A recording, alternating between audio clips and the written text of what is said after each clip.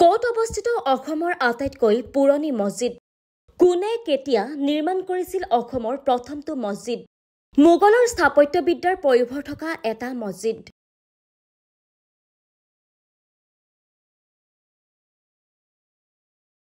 প্ৰায় 200 বছৰ আগতেই উদ্ধাৰ কৰা হৈছিল অসমৰ আটাইতকৈ পুৰণি মছজিদ।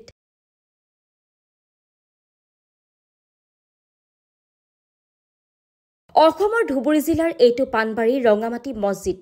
এই মছজিদটোক অসমৰ আটাইতকৈ পুৰণি মছজিদ বুলি গণ্য কৰা হয়। মছজিদটো নিৰ্মাণ কৰিছিল বংগৰ শাসক হুছেইন শ্বাহে 1493 পৰা 1519 খ্ৰীষ্টাব্দৰ সময়ছোৱাত।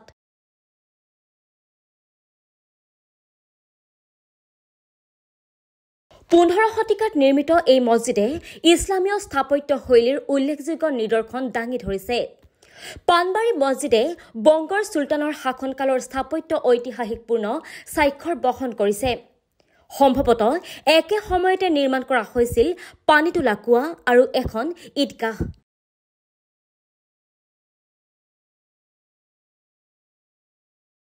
তিনিটা গম্ভযুক্ত এই মছজিদটো সঁচাকৈয়ে আকৰ্ষণীয়। হুছেইন শ্বাহে কমতাপুৰ দখল কৰাৰ পাছত নিজৰ জয় উদযাপন কৰিবলৈ এই মছজিদ নিৰ্মাণ কৰিছিল। কিন্তু একাংশৰ মতে মিৰ্জুমলাই অসম আক্ৰমণৰ সময়ছোৱাত 1662 চনত এই মছজিদ নিৰ্মাণ কৰিছিল। লোকবিশ্বাসৰ মতে প্ৰায় 200 বছৰত উদ্ধাৰ কৰা হৈছিল এই মছজিদ।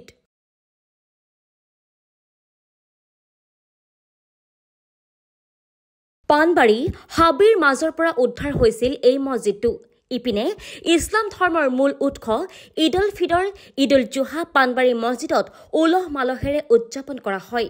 দেশ বিদেশৰ বিভিন্ন তীৰ্থযাত্ৰীয়ে এই মছজিদ পৰিদৰ্শন কৰিবলৈ আহে। ইয়াৰ উপৰিও প্ৰতি শুকুৰবাৰে জুম্মাৰ নামাজ পঢ়িবলৈ ইয়াত বহু লোকৰ সমাগম হয়।